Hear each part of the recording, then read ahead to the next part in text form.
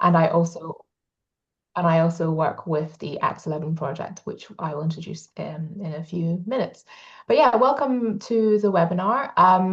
I'll take you briefly through the format. We're going to have some time from Harvey, who is going to be sharing with us a little bit an overview of his book that was published in 2025 by SCM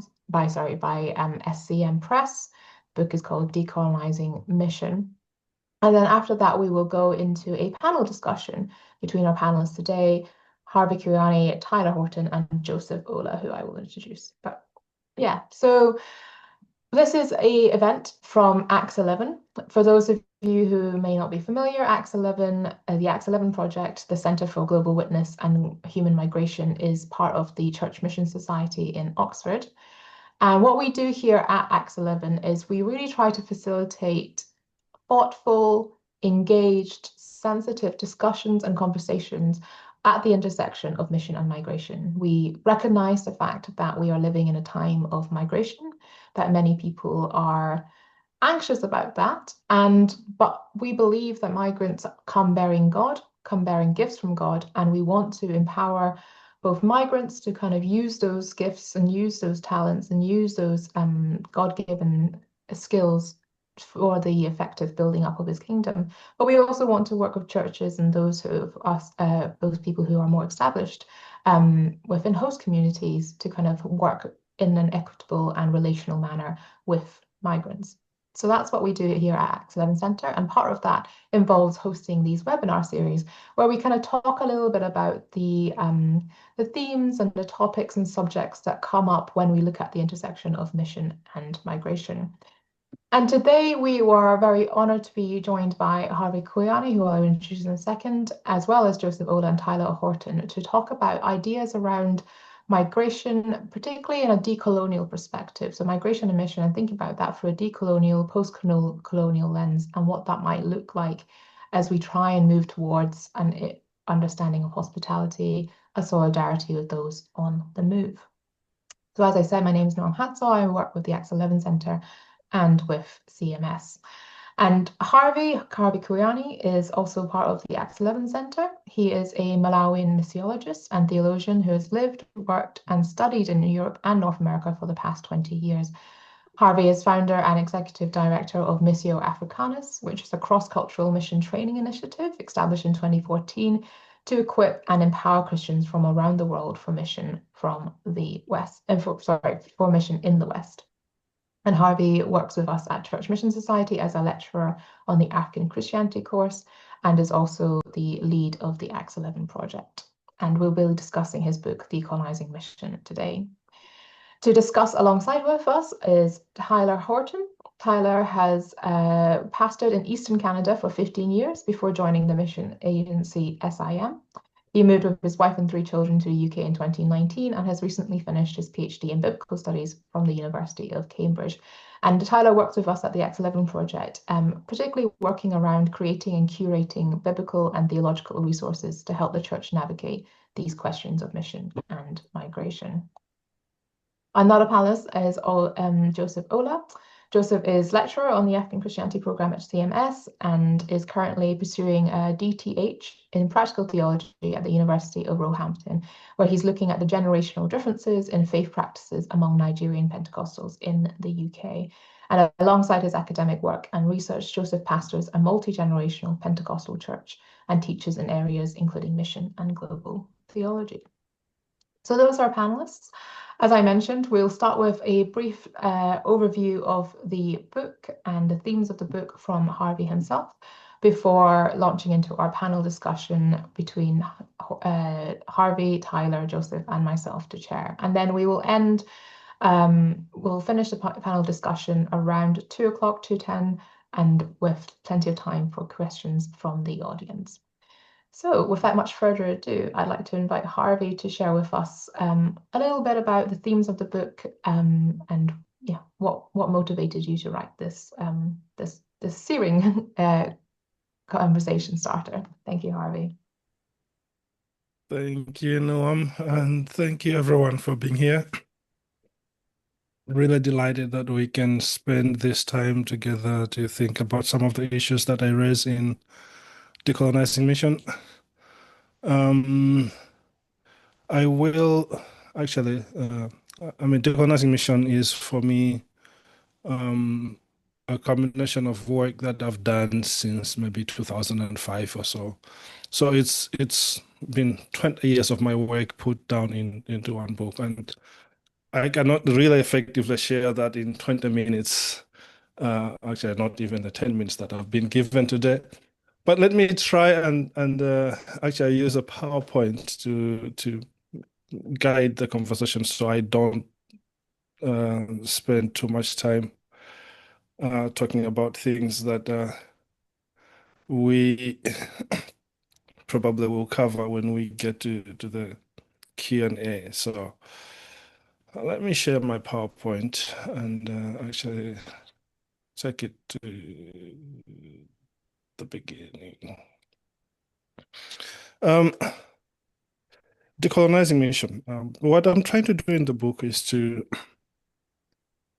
uh, open up a conversation that I hope will help us to imagine what the sharing of the good news of Jesus would look like in a world in which colonialism has sort of come to an end, at least political colonialism, and we living in what some would call a post-colonial world. What does mission look like in a world like this?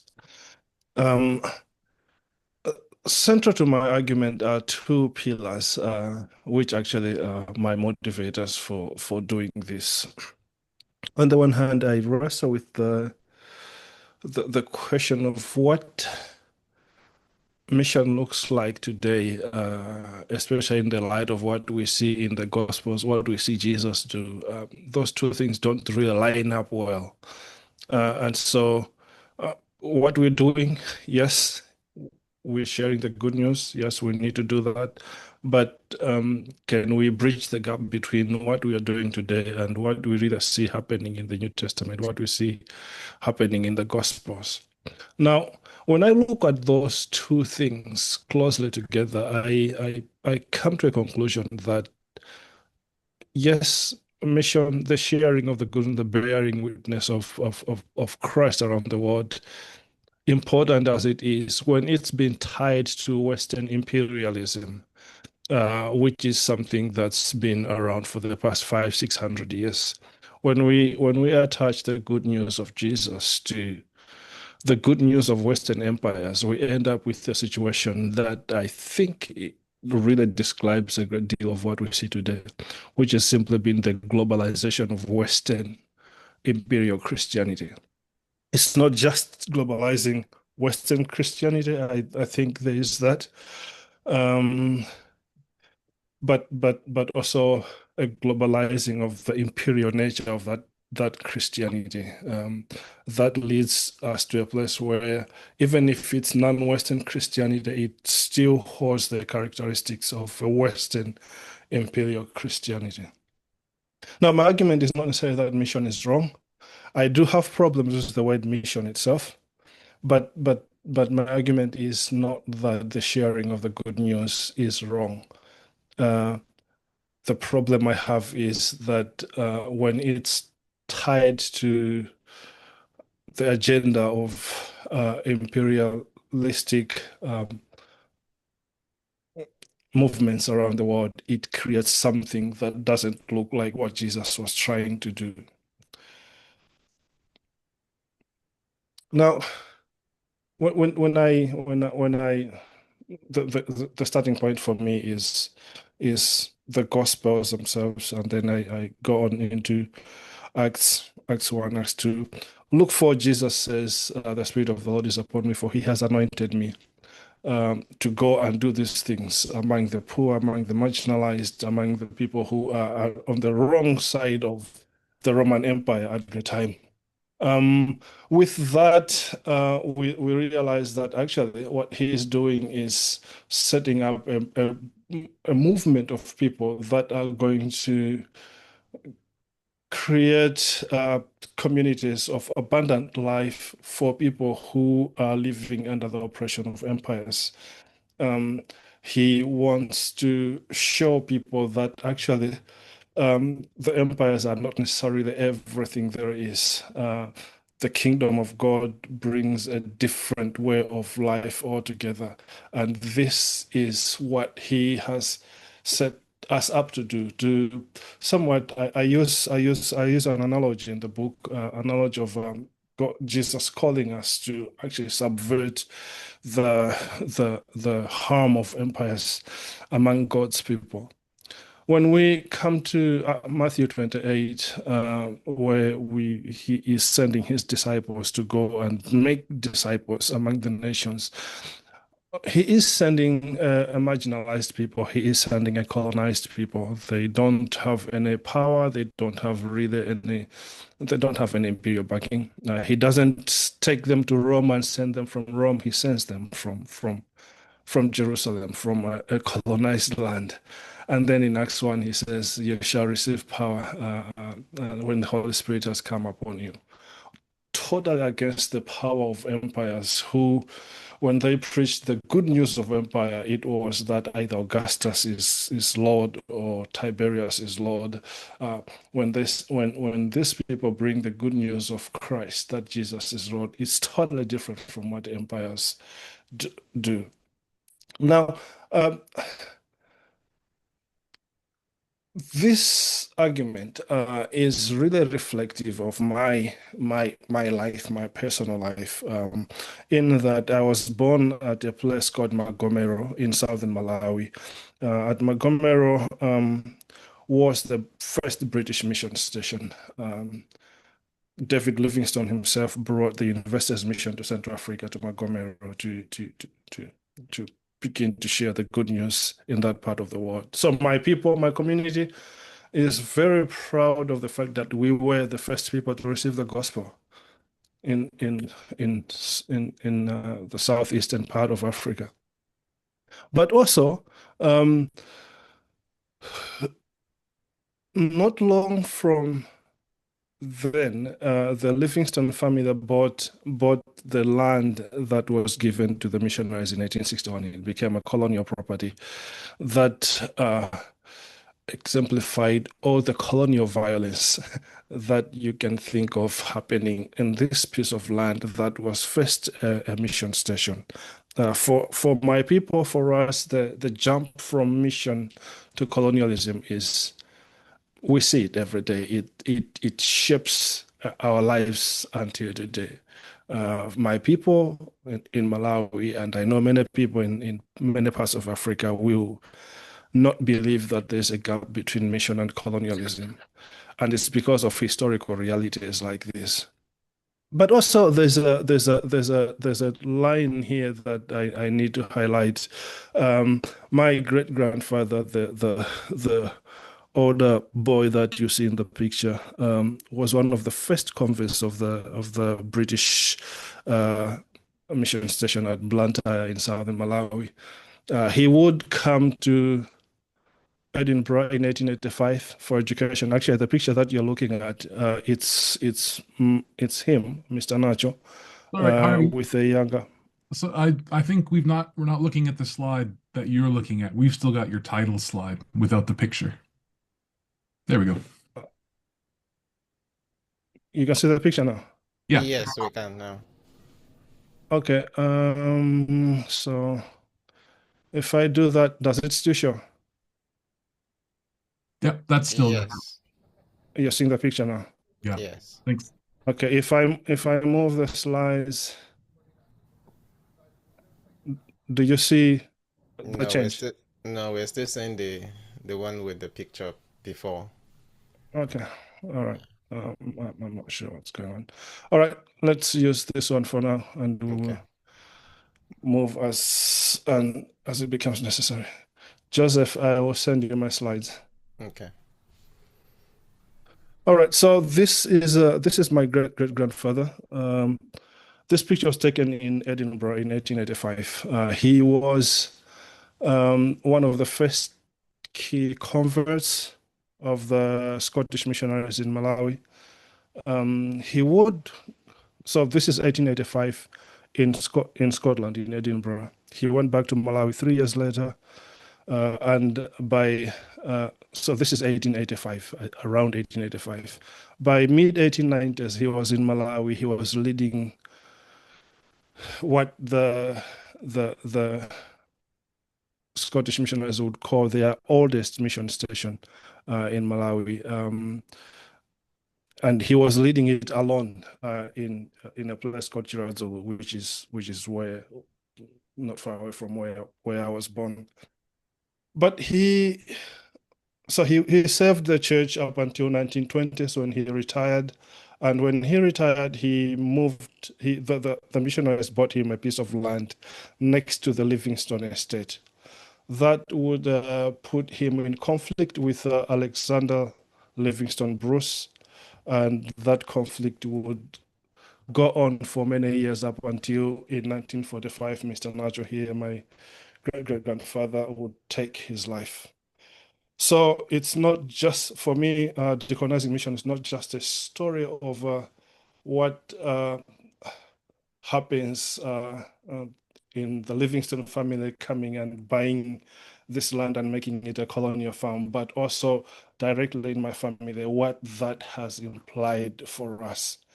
Now,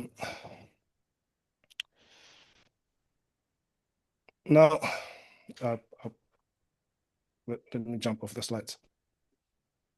So for me then,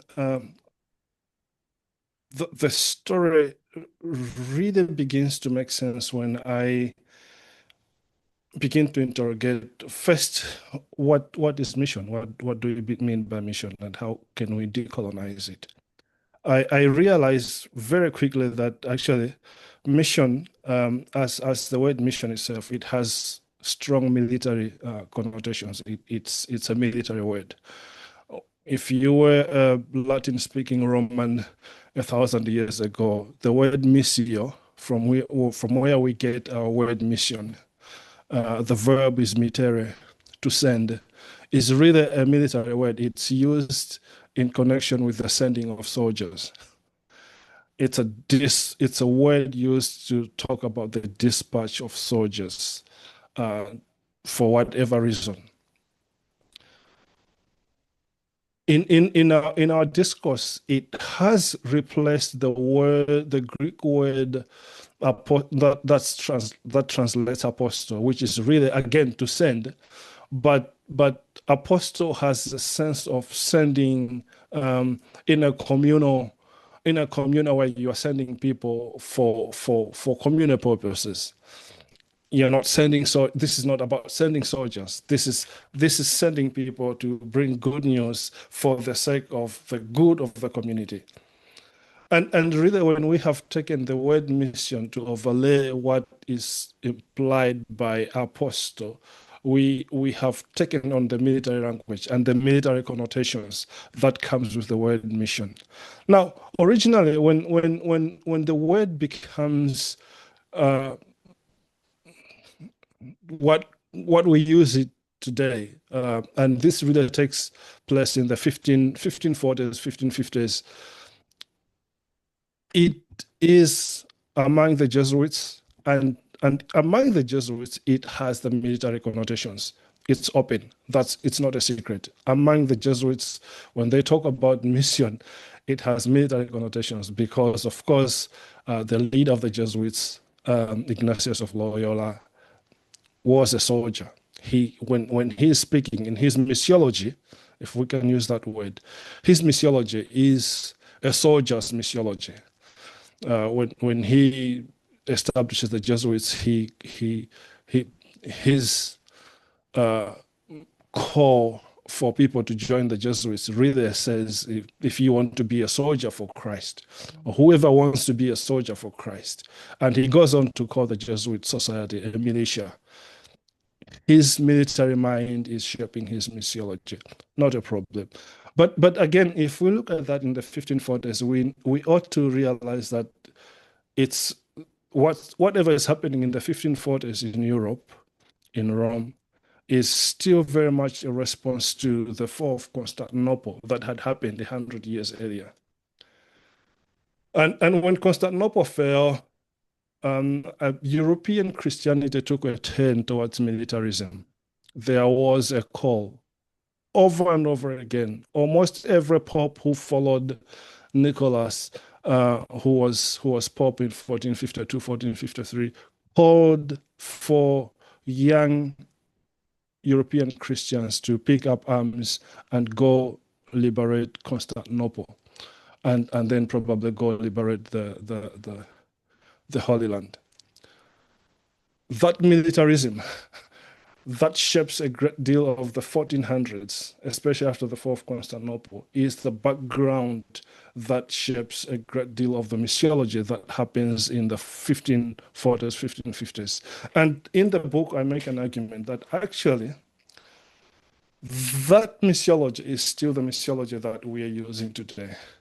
That our missiology is still shaped by the fear of the Romans, the fear of the Muslims at the gates. That the Muslims are coming, they're going to take Rome, and once they take Rome, we're done. So our missiology is still shaped by the fear of the other, the heathen, the pagan, the Muslim. And how that then expresses itself in the years that have followed has been really from a European perspective, shape missiology around what David Livingstone would call the 3 C's: civilization, commerce, and Christianity. That when we go around the world as Europeans, 1700s, 1800s, they have a mandate. In the American discourse, the whole deal of the doctrine of discovery. Let's discover and civilize whatever lands we discover. And whatever we do in that process of civilizing and Christianizing is justified because God has called us. Rudyard Kipling would call it the white man's burden, that God has given us this burden to civilize the world. And that shapes still a great deal of our missiology. We have, to some extent, let go of that language in our missiology, in our mission agencies, but it's still a language that informs a great deal of international development agencies. And it's the same thing. It's still the civilizing agenda, mission as civilization. Now, what I argue for in the book, to a great extent, is to say, when Jesus says, go and make disciples, for me, he's not saying go and civilize the world. Yes, of course, you can't leave the world untouched, as in a sense of holistic mission. But he is sending a people who do not have the tools to civilize the world. He's sending a colonized people to go and change the world. If mission is about sending people who have the tools and everything needed to civilize the world, then mission continues to remain a Western thing. Mission continues to be something that Westerners, rich countries, do around the world. Now we're in an era where actually Christianity is accessible. There are Christians in every part of the world, every country, and each one of those people has been called by God to bear witness for Christ wherever they are. And in that sense, we need to get to a place where actually mission can be something that can be done by anybody. So if our mission continues to be shaped by Western affluency and the West goes to the rest, we begin to lose what God has called the whole church to do. And it's for that reason that we need to talk about things like decolonizing mission, to allow the possibility that the same God who sends British Christians to Nigeria is now also sending Nigerians to Britain. And that could be from any country to any country in any direction. And this is one of the areas in which the whole argument about decolonizing mission really touches the ground when we talk about mission and migration. The conversation around mission and migration is really just gaining ground now. We're just really beginning to talk about what does it mean to think about mission in an age of migration. But really, when we look at the story of the spread of Christianity around the world, migration has played a key part for the entire 2,000 years. Our mission agencies are 200 years old also. CMS 225, 226 years old. Compared to how long the church has been around, compared to how long migration of Christians has shaped the spread of Christianity, we're just a small part of that history. And so that allows us to then look at, okay, if mission and migration have always been together, how would it look like in the world today where, of course, we see a lot of Christian migration from Africa, the Redeemed Christian Church of God, a Nigerian Pentecostal denomination, started in 1952, today present in every country in the world.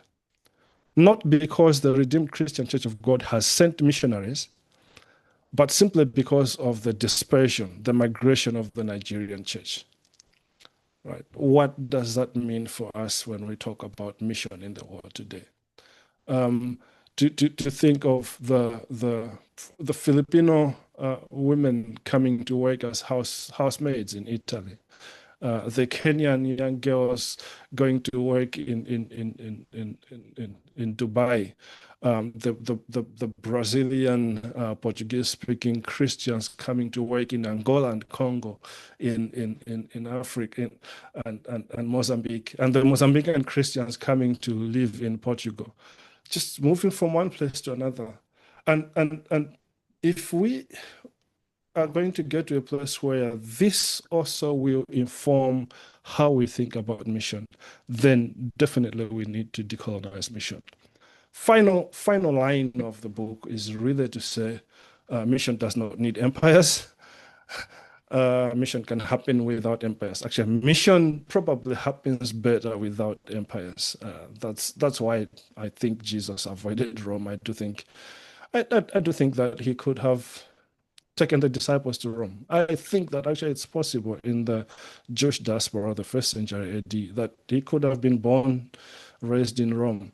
But he avoids all that because maybe what he is out to do really happens well, really happens better without empires.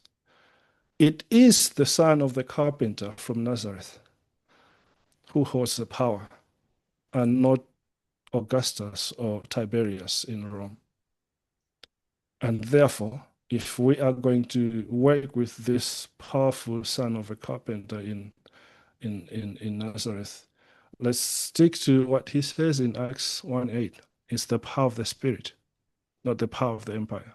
It's not the power of the British pound, not the power of the American dollar. It's the power of the Spirit that makes mission happen. That is why we need to decolonize mission. Let me stop there. Thank you so much, Harvey. That was a really powerful and challenging and helpful overview of some of the key themes in your book. As you mentioned, it's quite a rich and diverse book, so I would encourage you all to take your time and read it and kind of really sit with the questions that Harvey raises. We only have time for a few of these, so I want to leave a lot of space for Tyler and Joseph and the conversation that will follow, but I'm just going to use my chair's privilege to ask a potentially provocative question. And you say that mission doesn't need empire to succeed. I'm mindful that I want to keep my job. Does mission need mission agencies in this case? What is the role of mission agencies? You make a point in your book that in the future, in a couple of generations' time, the people who will be spreading the gospel may well be these migrants that you've talked about, the Kenyans, people from Brazil, Korean, missionaries going to Myanmar. And a lot of the time, there will be moving because of economic reasons, because of education reasons.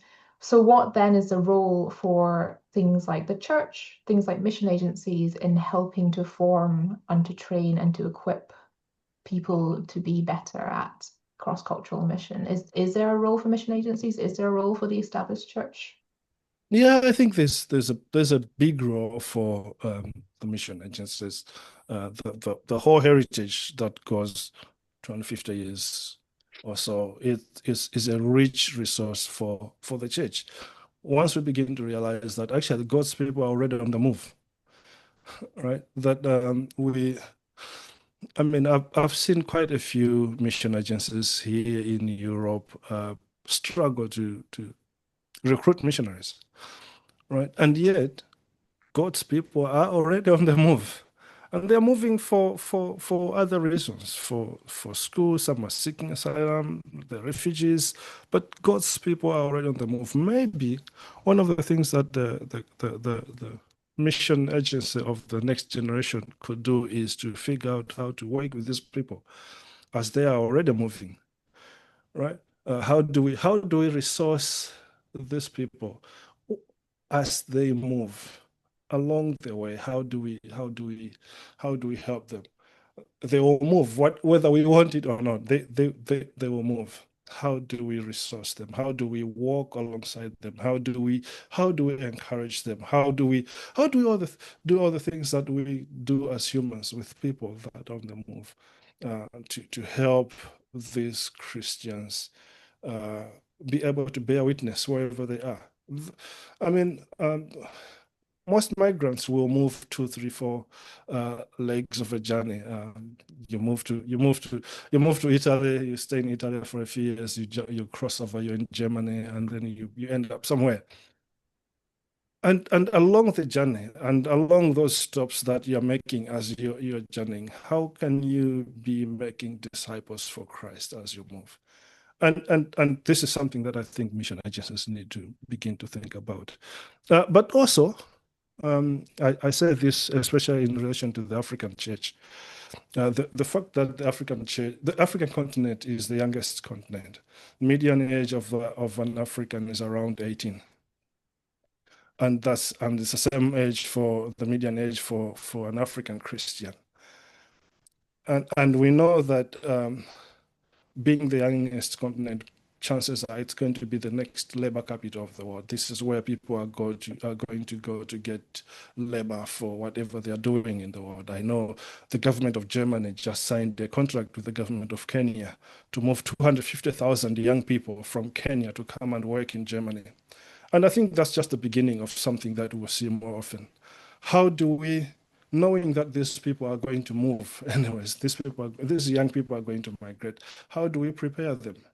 How do we equip them before they move? If we wait until they bring their passports so we can anoint them so they can get their visas to begin to talk about mission, it's too late.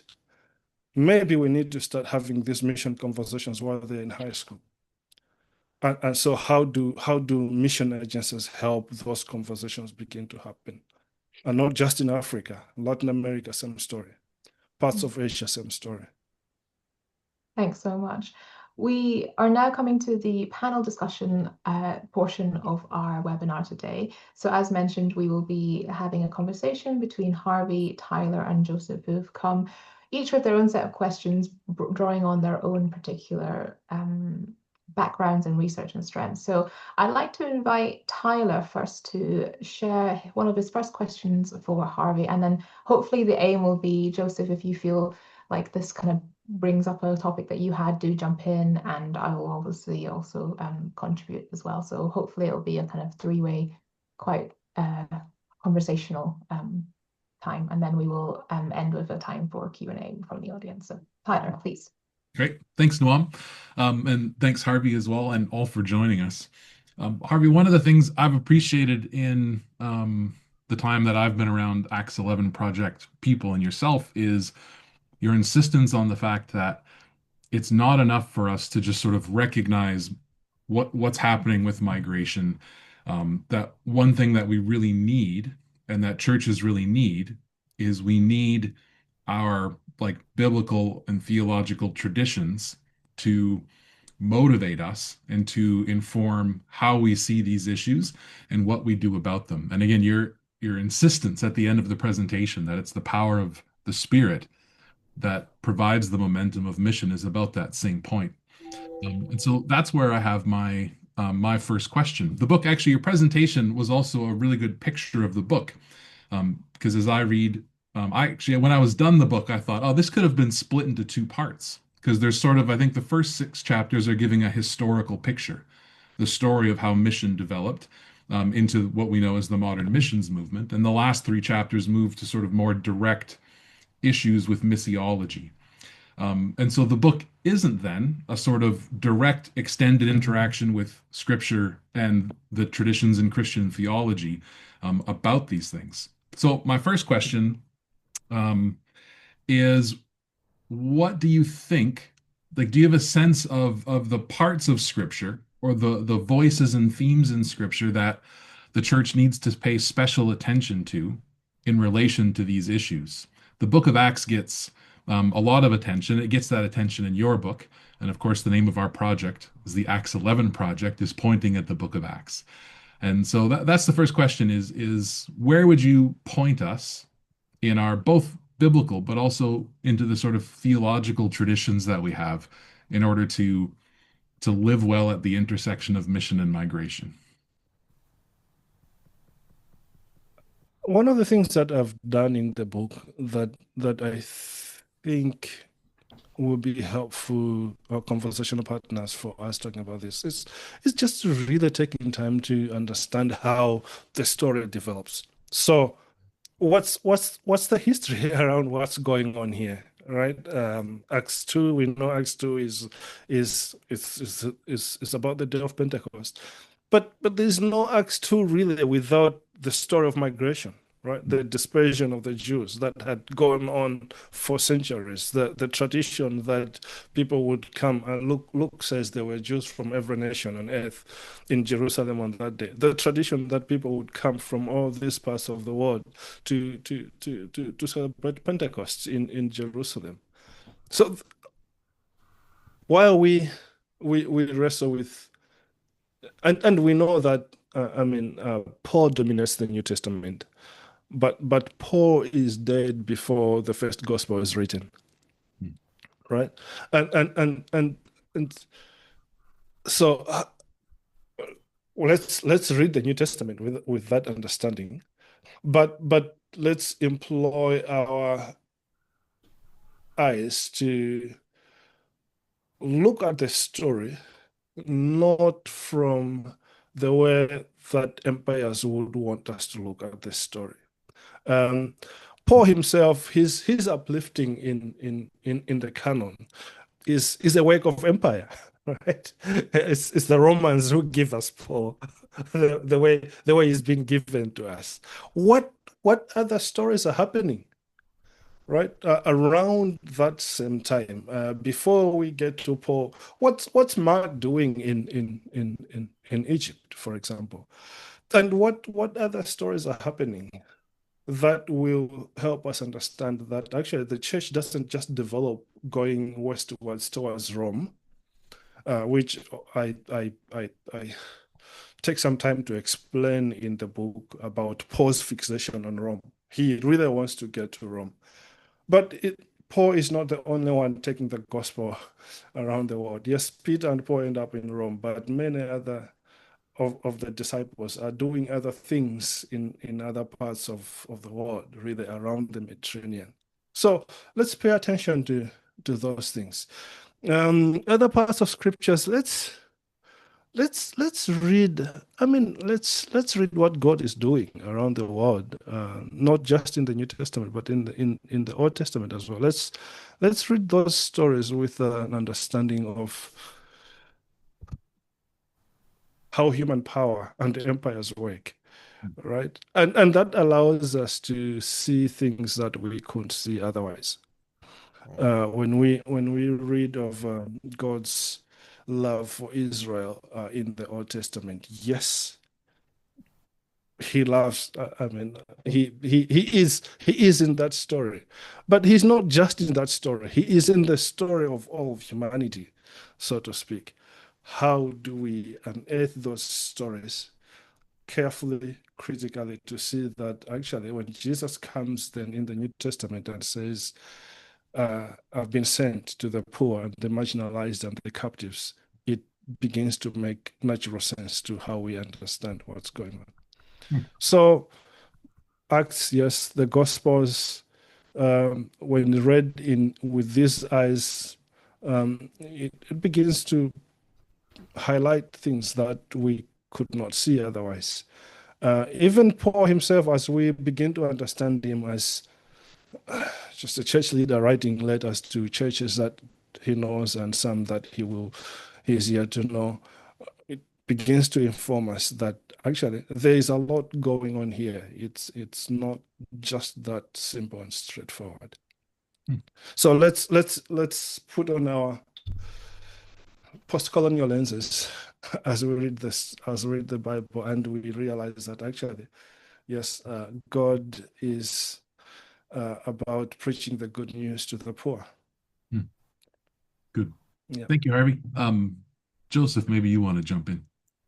Yeah, so just to make it a bit more practical in that sense would be to say, if you were to name certain attitudes, habits, postures, in terms of the ways in which mission is being done, from a colonial perspective, especially within the Western context, what are some things you would name that you think these things need to change, these attitudes genuinely need to change if we are to begin to do mission in a way that looks more like Jesus and less like these power centers that are controlling things in a manner of speaking? Yeah.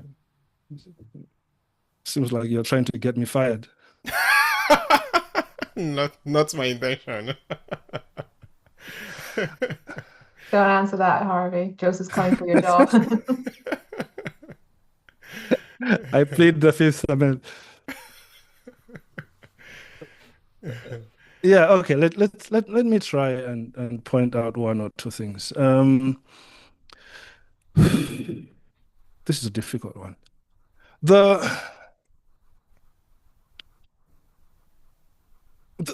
gap between mission agencies and migrant churches here in the UK, for example, right? The very fact that British mission agencies struggle to connect with Christians from around the world, Christians who have come out of their very wake in those parts of the world, right? I know a mission agency, I'll not mention a name, but I know a mission agency that did a lot of work in West Africa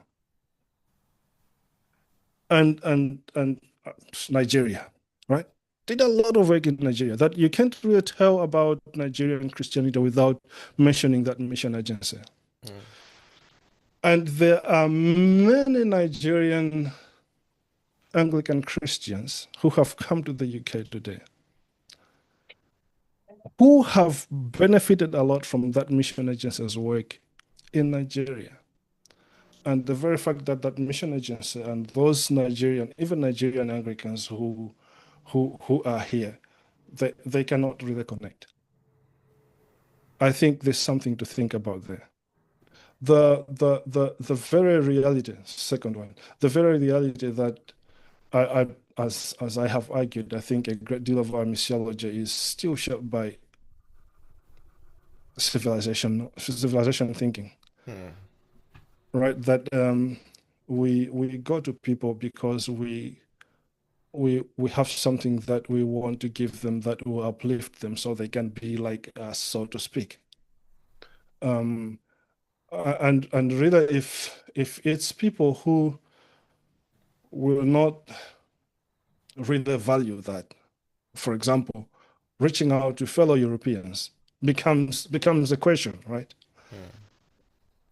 And so if we are going to decolonize mission, we take it away from the imperial thinking, it becomes really just about bearing witness about Christ wherever we go.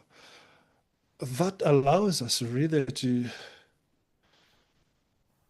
see the fruit of our labor, the Nigerian Christians in the UK, as part of what our grandparents longed for, right? Gave their lives for, and then we can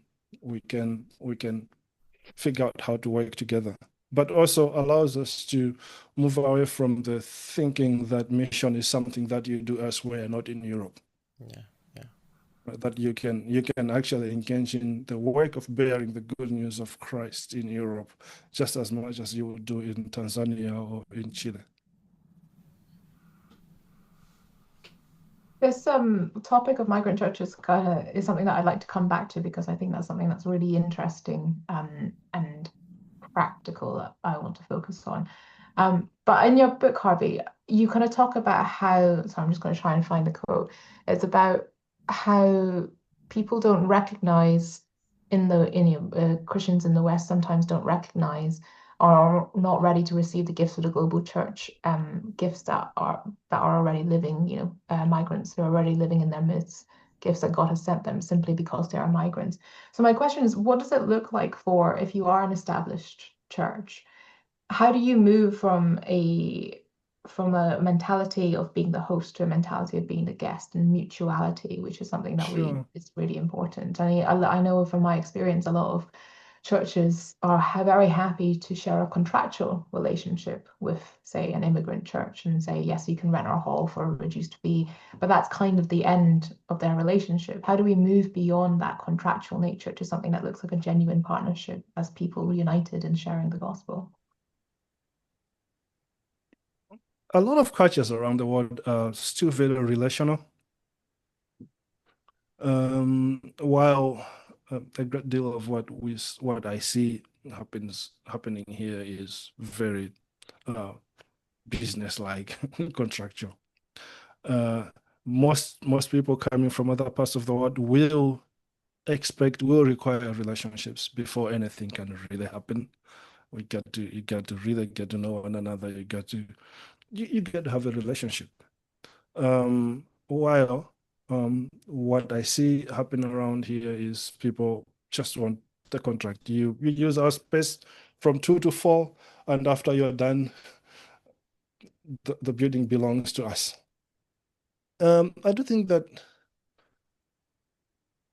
we need to wrestle with that. We need to find ways to belong together. We need to find ways to build those relationships with people who have come from other parts of the world. The thing about hospitality is that it's not hospitality up until it's hospitality that the other can recognize as hospitality. Right? That what you call hospitality if it does not translate to something that the other person will understand as hospitality hasn't happened. And so it's the many interactions that are needed for you to understand then, okay, this is how this community receives hospitality. And then you begin to adapt so you can actually do things together. Without that, it just becomes contractual. Or we partner on projects. So we're doing this in that area for that month. Can our churches do these things together, without really taking the time that's required to build the relationships? To mission agencies, I say that I've heard the language of the need for change for many years now. Many will say, "Oh, we need to change. We need to find new ways to connect with the diaspora. We need to do all these things so we can connect with what God is doing in the world today." And yet, to my surprise, they don't really understand when we say that you cannot change on your own. You need the presence of the different others with you at all times, really, for you to get to a place where you can change. Right? You need people who will constantly question you and ask you questions about why are you doing things this way? Why do we do things like that? Why? And it's not just a one-time question. It's a relationship, a continuing relationship that allows for those questions to be asked both ways, really, so that we can get to a place where we can belong together. Thank you so much. The topic of change and relationality and asking questions about oneself kind of leads me to a question I know, Joseph, you had about your own experiences pastoring in the Pentecostal church. Yes, and that both the pastoral experience I've had within that context, as well as my ongoing research for my doctoral degree with Ramtin, working with or exploring generational practices amongst young people and older people, has made me continue to look at Pentecostalism, especially African expression of Pentecostalism, from that insider-outsider perspective. And while I understand that generally Pentecostalism from its history is sort of counter-colonial, is sort of decolonial in a sense, I also begin to see some of this colonial logic finding expression in things like hierarchy. The church network I'm part of, we still use terminologies like territories to talk of, regions. And we have superintendents, which are literally just exports of colonial terminologies of the colonial government of the day, and things like that. So I'm wondering if you were to respond to pastors like myself that are on the ground having a conversation about how can we really begin to confront such unhealthy patterns. Yes, on the one hand, we've accomplished so much in spite of not being in the center in that sense. You've given the example of the RCCG, for example, brilliant quote unquote success story. But then those other tendencies that we also finding expression within our networks, how can we begin to confront those, discuss about them in a way that can mirror what mission would look like as Jesus's manifesto is saying? Yeah. Yeah, it's amazing what we can do when we get some power, right? And yes, in African Pentecostalism, what we can do with the power of the Spirit, right? As we create structures and hierarchies around it. Now, the challenge that we have, especially for us working in Europe, is the very fact that we are working among people for whom the language of the Spirit that we use in our African Pentecostal circles is foreign. And maybe not just foreign, but threatening as well. Plus, there will be many instances where things happen in our Pentecostal circles that will definitely freak out our European neighbors. I think mission is about contextualization. We contextualize our ministries so that we can bear the good news to the people that we are living among, the people that we are working with. And I think there's something needed of African Pentecostals. Yes, we take a lot of pride in being African Pentecostals, right? People of the Spirit, people who get what the Spirit is doing now. But up until we contextualize it and find ways to communicate that in ways that are non-threatening, in ways that communicate love, in ways that respect the cultures that we're working among. To a great extent, when I see Africans do evangelism here in the UK, or when I'm in Germany or I'm in France, I'm always fascinated that what these African Pentecostals are trying to do is to convert Europeans to African Pentecostalism. Directly, like you have to become a Nigerian Pentecostal. And that will not work. It doesn't work. There are so many reasons that cannot work. And so how do we maybe even let go of this Pentecostal idea. How do we just talk about sharing the good news with our European neighbors in ways that our European neighbors will understand, in ways that our European neighbors can relate to, without having to big up all these things that we think are very important? Contextualization. How do we get African Pentecostals to contextualize their ministries in Europe? And maybe that's for a second PhD. Let me finish the first one. I do remember I was at a panel discussion and I was talking to a pastor of a Nigerian church and she was talking about like contextualizing for the Scottish audience. And she was like, yes, well, we've learned that the Scottish people really like tea and biscuits after church. So we do tea and biscuits after church. And that was her contextualization. And I was like, that's so true. Unfortunately, I love a tea and biscuit. Tyler, I'd like to invite you to ask your question now, please. Thank you. Sure. Just before I get there too, this is really interesting because part of what we want to say about these different traditions existing in the UK and other places together is that, like, West African Pentecostal traditions have something to teach British church traditions, and that works both ways. But then it's interesting then when we talk about evangelism, we're immediately talking, and that kind of contextualization. So again, just points to why these conversations are necessary, because this is tricky to figure out, threading the needle. I wanted to just push the conversation where it was, or follow where it was going, back toward mission itself. One of the things I really appreciated in the book is that you are openly and overtly pro-mission.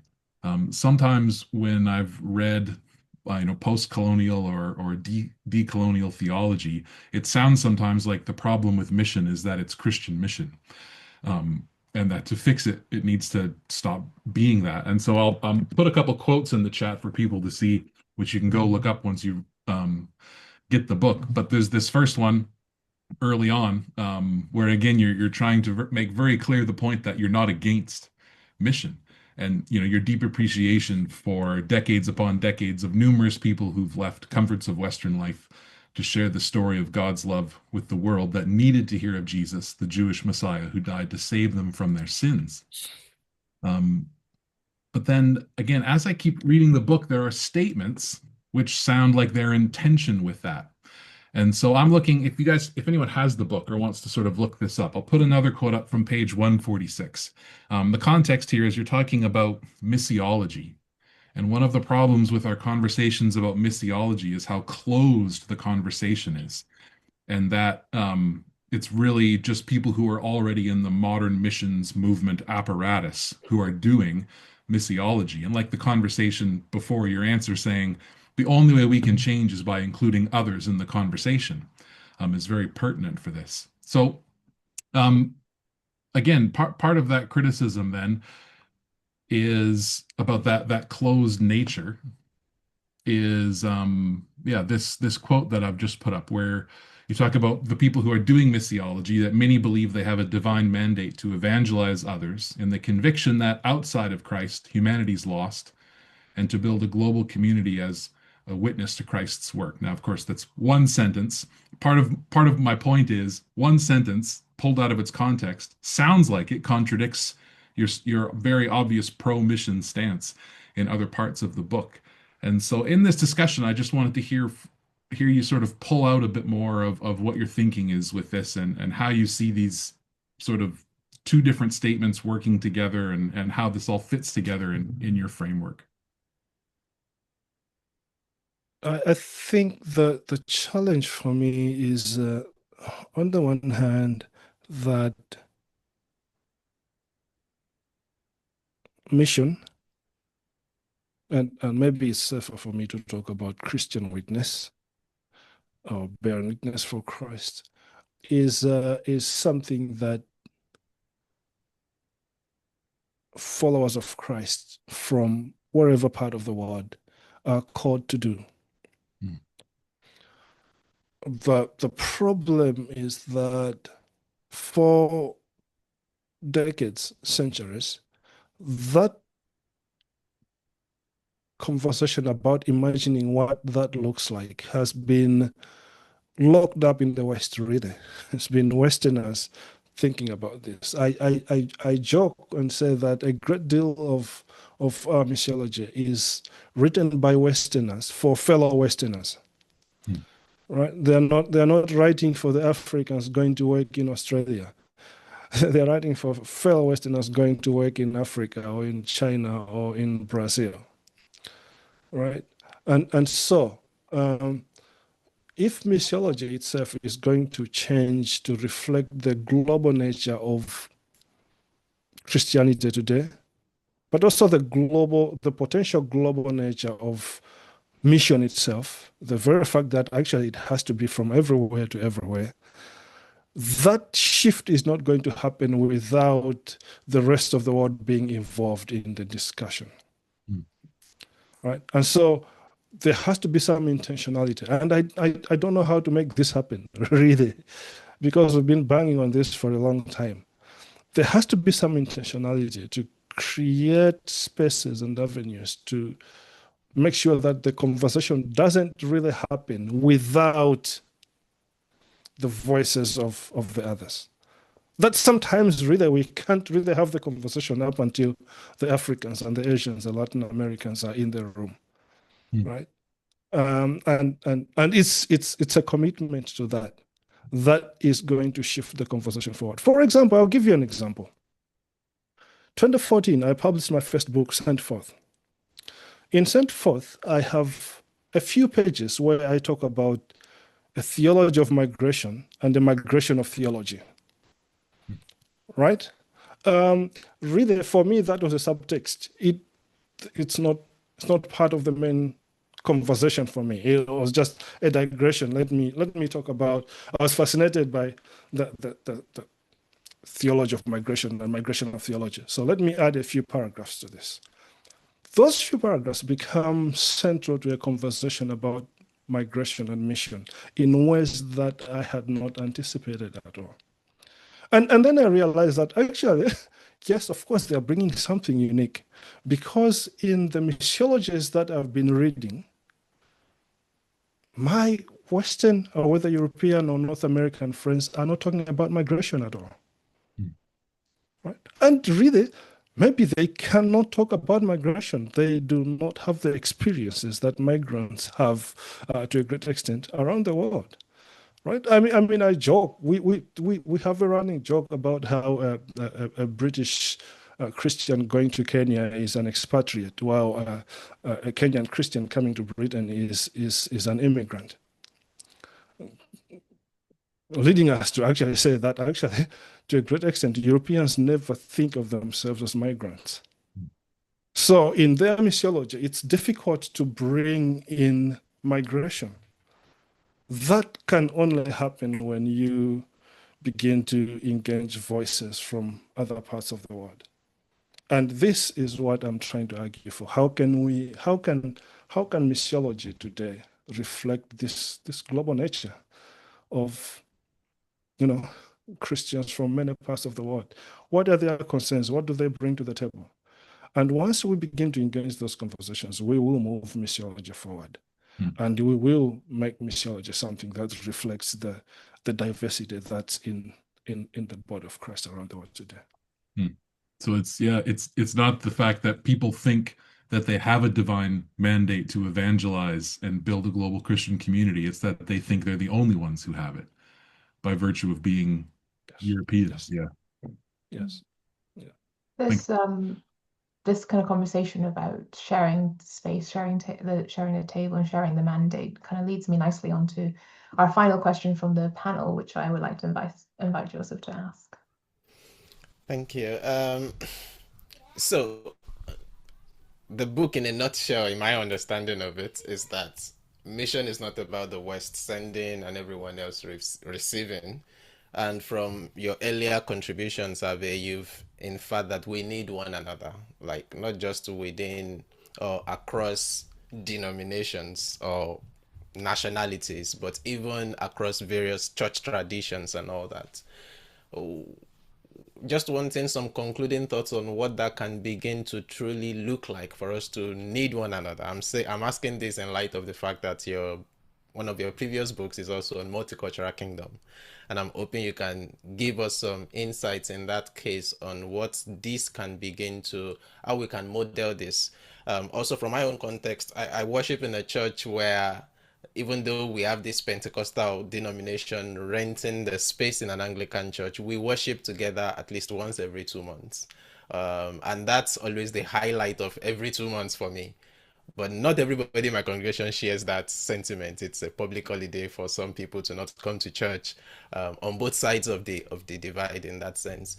But what can this begin to look like? This sense of we need one another, to begin to shape this thing called mission, to do mission together, if that makes sense. Just some insights practically would help.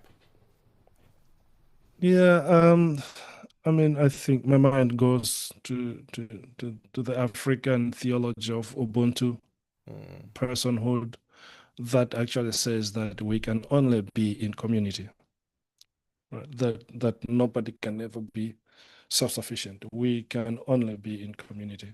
And I do think that it's in that sense that I think, what would it look like for our congregations to know that they need one another in order to thrive, right? The Anglican church you rent your space to, possibly they know that they need some of your rent money to get a few things going. But what would it look like if that, knowing that they need the Nigerians with them in order to thrive, goes beyond the rent money? All right. What could we exchange? What gifts could we bring to the table if we all knew that I only have what I have and it's a small portion of what I need, and whatever else I need, God has given to my neighbors and friends, right? And really that would shape our communities totally differently. There would be an openness to exchange between our congregations, between our communities. I mean, I argue, you've mentioned Multicultural Kingdom. This is my book that came out in 2020, where I'm talking about ethnic diversity and mission and the church. And I argue that actually this is what Jesus really does for us. Paul explains it in Ephesians 4, where he says, 16, 4:16, the Christ is the head, but the body is glued together by the mutual exchange between its members, right?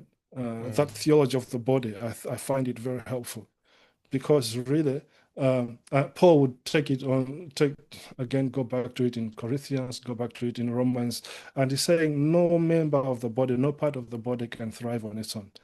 And it can never say to another part of the body, I don't need you.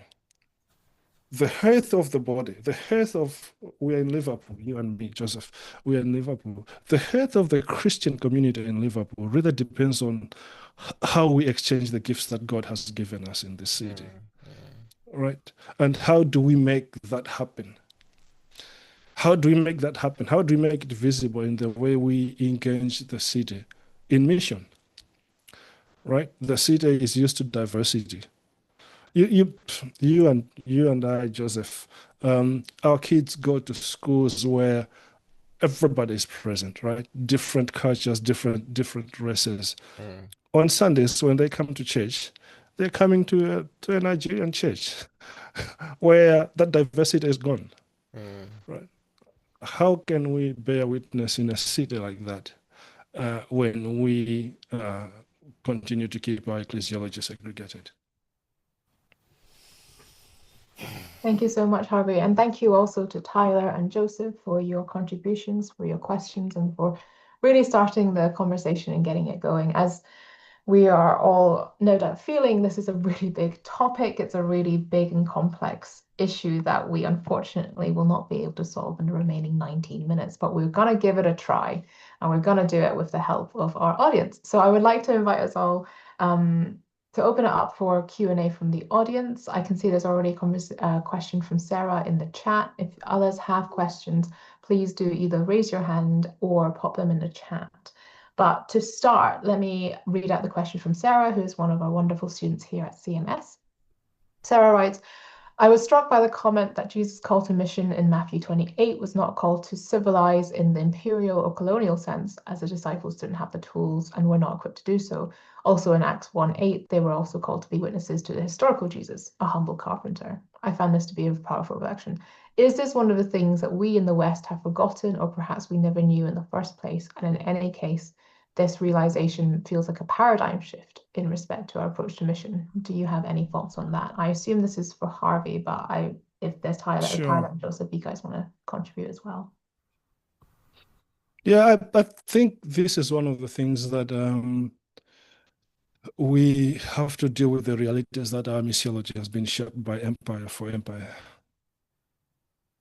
Right? And so if we were to imagine a missiology shaped without empire, in the book I have a chapter on the missiology according to the colonized. If we were to imagine a missiology without empire, this would be clear for us. This would jump out right at the beginning for us, that Jesus actually is trying to subvert empire for his people so they can have an abundant life. And so, yeah, I'm with you. I think this is one of the areas where we benefit by engaging voices from other parts of the world that allow us to see things that we couldn't see as Westerners. Tyler, Joseph, did you guys want to add anything to this? Yeah, speaking as an African and a Pentecostal in that sense, I grew up in a context where there's already a lot of limitation. Of course, to do Matthew 28, 19, to go into the world to preach the gospel, is necessarily to do it depending solely on the Holy Spirit, to bring people into the fullness. I like that Harvey has used the phrase abundant life again and again. To bring people into that abundant life is not up to what I can give them at the end of the day, because probably just looking at my appearance and everything, they know I'm pretty much like them. We're pretty much in the same, economic situation and things like that. So I think just that realization of, oh, it's back to the Spirit. Even after the resurrection, Jesus, the disciples were asking Jesus, Acts chapter 1, when are you actually going to do this part of, bringing the kingdom, and let's bring out the fire and brimstone and get the Roman Empire to bow to us and things like that. And Jesus' response was back to that, wait here in Jerusalem and be endued with power from on high. So yeah, I'm looking at it from my own context to say, that's pretty much what we've done, to just continue to lean into what the Holy Spirit says and trust the Holy Spirit to finish the work that we can only contribute a little part of in the name of evangelism, or what other languages we use for it. Yeah. Spoken like a true pastor, Joseph. Thank you. Tyler, did you want to say anything to this? Yeah, just thinking that through, like on the one hand, I think it's of course perfectly fine that, like, mission, the spread of the good news of Jesus and the abundant life that comes with that looks different in our world than it did with the immediate disciples and apostles of Jesus. At the same time, I think it's a really valuable question to ask: would our mission, like modern missions structures, exclude these early disciples from participation? And any way we can see that that's the case should be quite worrying for us. And so I think there's a lot of fruitful thinking to do down that line. That's all I'd say. Thank you. I have a really interesting question from David, who is another one of our students here. So David's context is working with Eastern European Roma who have migrated to the UK in the past 30 years. He writes that many of these people have experienced exclusion from the churches before migration, and their motivation has been to gain access to education, employment, and society from which they had been excluded on racial grounds. So in his context, it's hard to separate Christianity from commerce and civilization, because working with a community that's been marginalized both socially and then as a subsequent consequence in terms of money as well, and socially and economically. For him, it's hard to separate Christianity from commerce and civilization in this context. His question is, do I need to?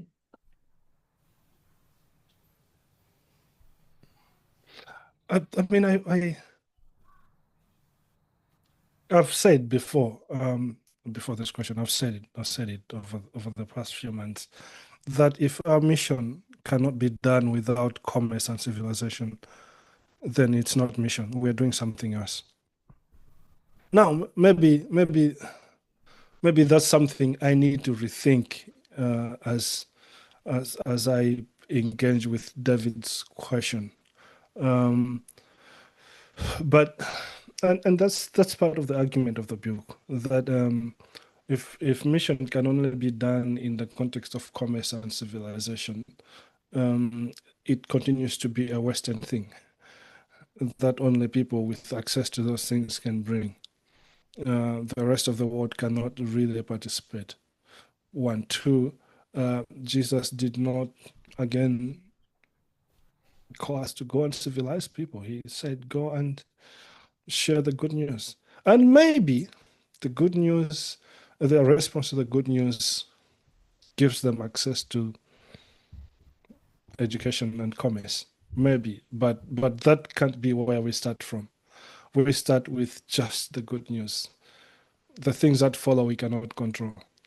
But if the drive is you need to be civilized and therefore you have to receive Christ, then we're going around it the long way.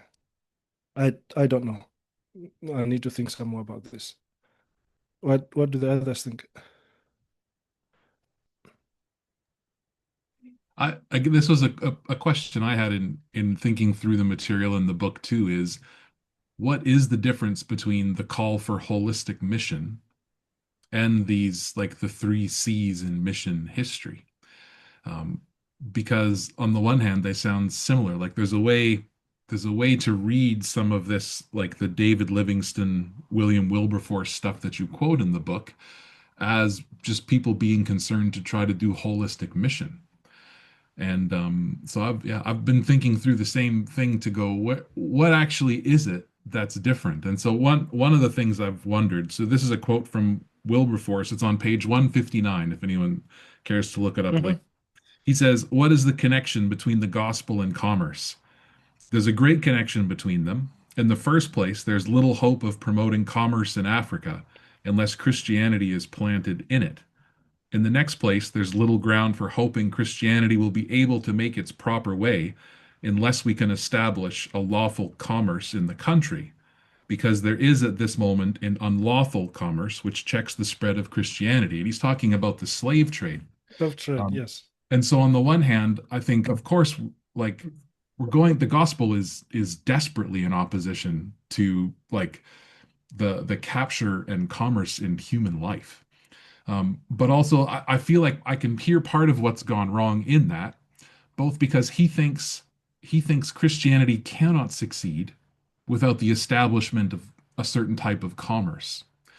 And I wonder if that's where the error is there, which isn't to say that the slave trade was okay, but is to say maybe that's part of where he was wrong, is thinking that we had to abolish the slave trade for Christianity to take root.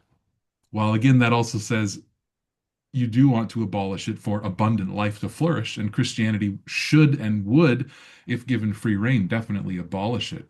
But I wonder if that's where some of those ties are, is in in thinking that Christianity needs anything other than itself. That's where it goes wrong. But in thinking that Christianity will bring other things of value, abundant life, which is more than a spiritual reality, then I think that's a distinction that might be helpful for us. But I'm at the start of that pathway through Harvey's help. And I think for them, for Wilberforce and for Livingstone, then they quickly realized that actually the only way this whole thing can be established is if the British are in control, is if the British run the colony here, right? That way, the slave trade is going to end, commerce will be established, these people will be civilized, and Christianity will be established. And so, yeah, coming back to David's question, I'm with Tyler here. It's not that Christianity does not lead to these things. We know, especially, for example, in Pentecostal studies, that whether it's Nigeria or Brazil, women pray that their husbands will be converted, because when the husbands are converted, then there's more money available in the home, and then the kids go to better schools, and then they are lifted up in society. I think the question on my mind is that what we sell to the people? Is that the good news? That there will be more money in the home, and then you become middle class? Yeah, I don't know. Yeah, it's an interesting and difficult, tricky question, but thank you, David, for raising that. It's good to kind of work through some of the complexities of this topic. We have two questions, so one in the chat and one from Helen. I will take them both together and then we'll finish promptly at 2:30. So the question in the chat is from Julian, who I think is another one of our students. So extra credit for everyone here. What examples can you cite of imperialist Western Christians unlearning self-sufficiency and civilizing with migrant Christians within the same city in the West, e.g. in Europe or North America? So what real-life practices and examples might you have about this idea of unlearning and sharing? And then Helen, do you want to jump in and ask your question? Well, yes, and I may be missing the point here, so excuse me completely, but one of the things that when Harvey was talking about whether we needed anything else besides the gospel, one of the things that I think the gospel gives us or should give us is the ability to be in community with each other and the ability to serve each other.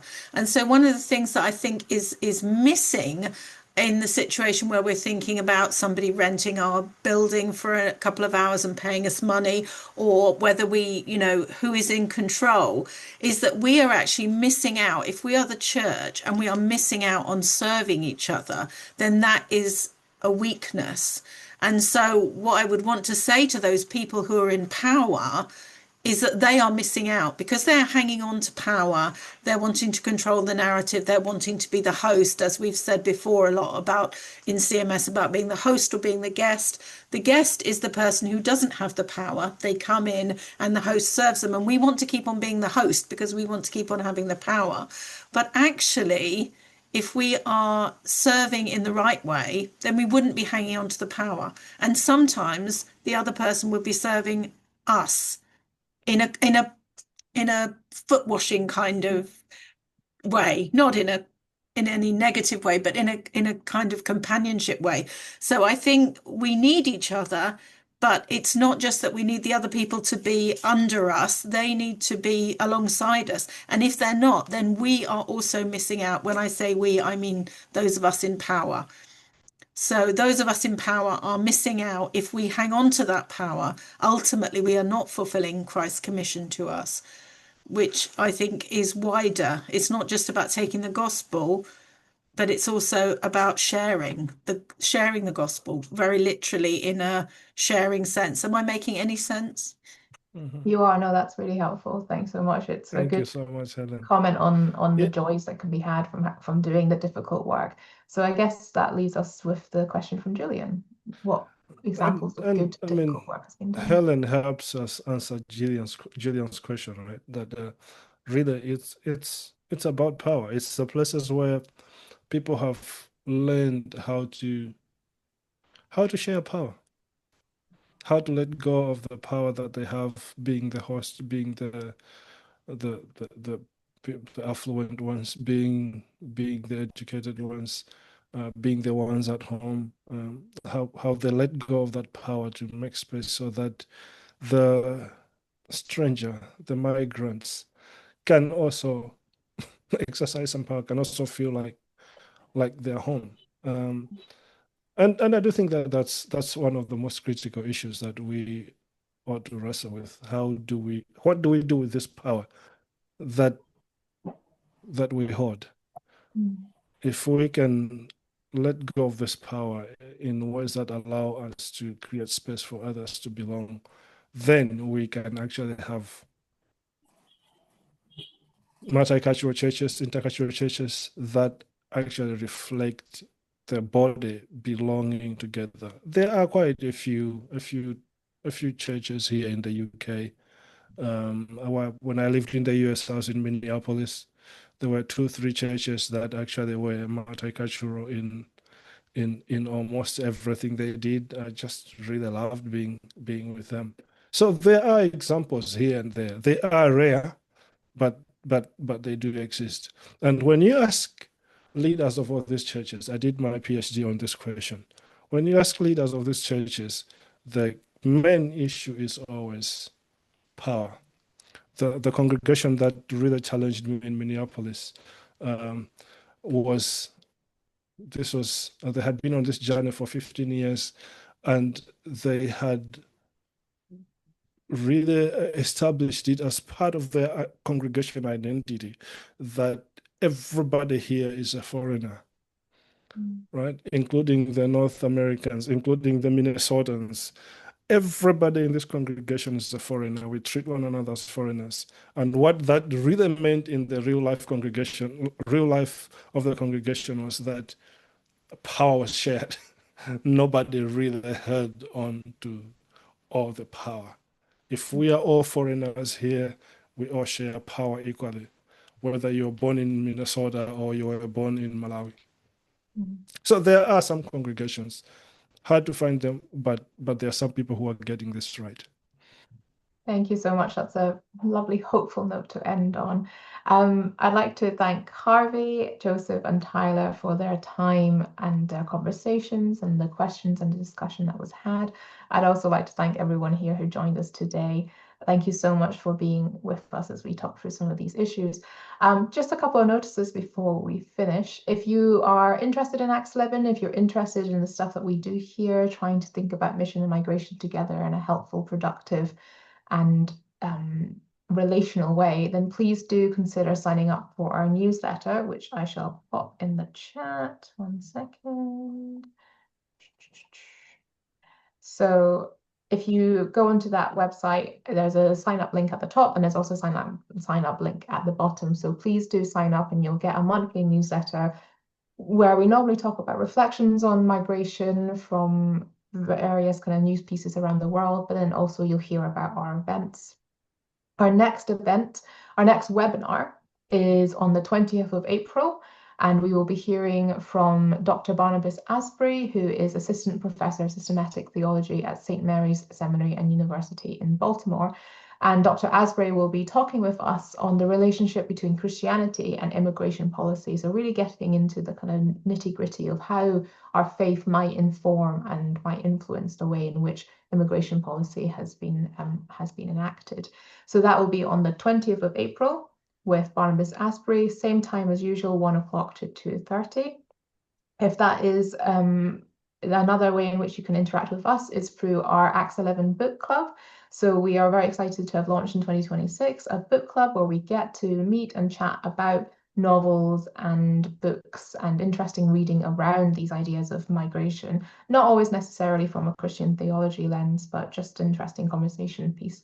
So our current book that we'll be reading is the book by Abdul Razak Gurna, Gravelheart, who Gurna was awarded the Nobel Prize in 2021 for his work on looking at colonialism and the refugee crisis. And we will be reading Gravelheart. We meet twice, once on the 9th of March and then another time on the 23rd of March. So you can take it at your own pace, and we'll just meet twice to chat about the book. And Tyler will be hosting that. So again, information about that is on our newsletter. So do sign up if you want to engage with these topics in a much more interesting and gentle, but no less challenging way. And then finally, last but not least, we would love to hear feedback from you guys about the event, about conversations that have started, about ideas that it brought to your head. So we will be sending out a post-event feedback form to your emails that you registered with. Just take 5 minutes out of your day, fill it in, and that can help us inform and decide on what future events we might put on as well. So without further ado, thank you so much for your time today, and I hope to see you soon at another Acts 11 event. Thank you, everyone. Bye-bye. Awesome.